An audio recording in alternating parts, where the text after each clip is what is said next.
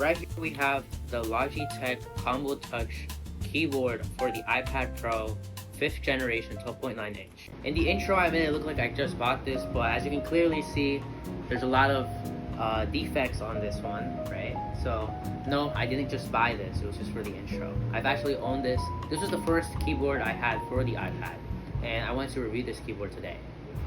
What makes this keyboard different from other keyboard in the market is that this keyboard is actually supported by Apple in that you don't need Bluetooth to use it. It automatically connects. Once you put it into the keyboard case, it will connect using the connectors, the 3 connectors that it has on the keyboard has right here.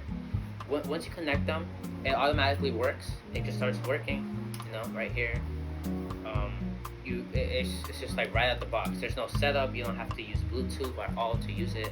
That is by far the best feature of this keyboard, because since you don't need to connect to the Bluetooth and it uses the connectors in the back, that means there's no Bluetooth limitations. There's no latency, nothing like that. You just connect it, you use it, and it's just perfect. There's never any glitches on it since it's already connected to it. They're using hardware and not Bluetooth. The main things I don't like about this keyboard is how small the trackpad is. While it's bigger than other keyboards I've had, it's not the biggest I've had, and I just prefer a bigger trackpad, you know. And this one, it's alright in size, but the newer one is way bigger, and that one's trackpad is definitely better in size. However, a thing about this trackpad, I think it's the only one I've seen so far for iPad keyboard cases, is that tap anywhere. Like, you can press on it and it will work on anywhere. Normally, you would have to press on the left, right, or normally you would have to press on the left and right sides of the bottom of the trackpad. And normally the top right and left would be a hard click, in the middle also. But this one you can click anywhere. It just works anywhere. It's like the one for on MacBooks and stuff. It's very lightweight, you know. It's like normally with other ones I've had to use, they add a little bit of weight, which completely takes away on the iPad's thing about it being extremely lightweight. So this is really lightweight, since there's all it is just a keyboard, right? So since it doesn't need a battery, since it connects on this, it's very portable. Another slight issue this has is that since it connects using the 3 pin connectors, that means that it takes battery from the iPad, which it's not that much of an issue, but if you need that extra battery life, it does suck it away a little bit.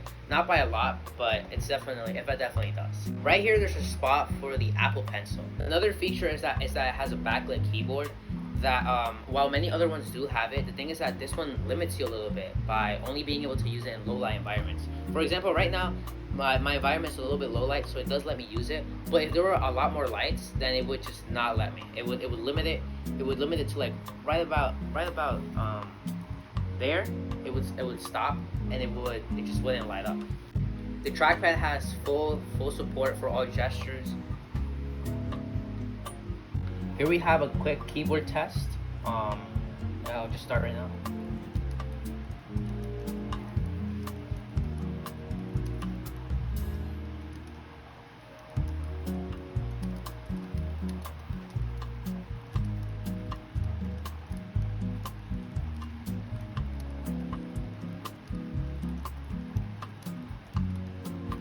You can see from the keyboard test, I hope you were able to hear it. It's just a keyboard, you know. It's a really good feeling keyboard too.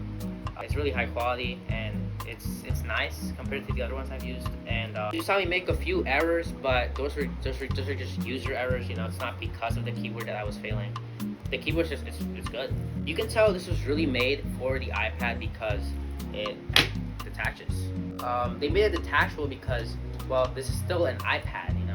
It's not a full computer just yet, maybe in the future, but it's, you know, it's a keyboard case, and it has a stand for if you want to draw, which is why they have the Apple slot here. So you can use this to read, hold it, and stuff. The bad thing about this is that, let's say you didn't want to use the keyboard like this, right? You wanted to use it separate. Like, let's say you had this stand it up and you wanted to use this here, it wouldn't work because you have to use the pin connectors that are here to connect it on the connectors that are down here. So that's the only way you could use this. This is the only way you can use the keyboard. If you disconnect it, you can't use it.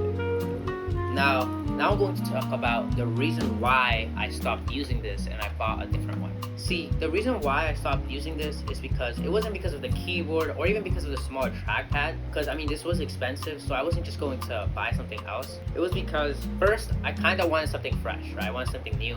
I hadn't used my iPad for a good bit, so I wanted something new, and also because of this right here. It's like the keyboard case just started breaking apart and it just looked ugly, and I did not like it at all.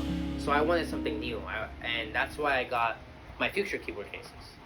Another thing about this keyboard case is that I already told you about how it started deteriorating basically. So if you keep using this, it will start leaving marks on it and ruining the case. Now the reason why I didn't buy the newer Logitech keyboard is because I was going to, right? But that one is a little bit more expensive and I didn't want to waste that amount of money yet. So I tried finessing them a little bit. I emailed them about this one deteriorating and that I wanted a new one. And maybe I would suffice with just a basic one like this one and not the newer one. But they gave me a discount, so that was okay. But I decided not to buy it because I wanted the ESR keyboard. As you know, my current keyboard is the Bridge keyboard, and if I'm being honest, I wouldn't go back to this one because I just like the other one a lot more. Also because this one, if I were to want to do anything on my lap, this is just gonna start hurting me, right? So I'm not going back to this one. It's also deteriorating, right? Only reason why I have it is because I really want to do a review on it and give my honest thoughts on it. Now, it shouldn't deter you from buying this one. The newer one is a lot better. It has a larger keyboard, and the main thing about this one is the connectors. It's like a game changer. It changes a lot, right? I don't mind the Bluetooth, but if you do, then just because of my review on this, it shouldn't deter you exactly. The wear and tear, I think it could be avoidable. The reason why it looks a lot worse now is because I tried fixing it by heating it up, but that did not work. If Logitech is ever, if they ever consider or are happy to send me the newer one for me to review, I wouldn't mind. Thank you for watching. Thank you for making it to the end. And if you enjoy videos like this where I give my honest reviews and thoughts on different products, then please subscribe to see more. Hope you enjoyed, and I'll see you guys later.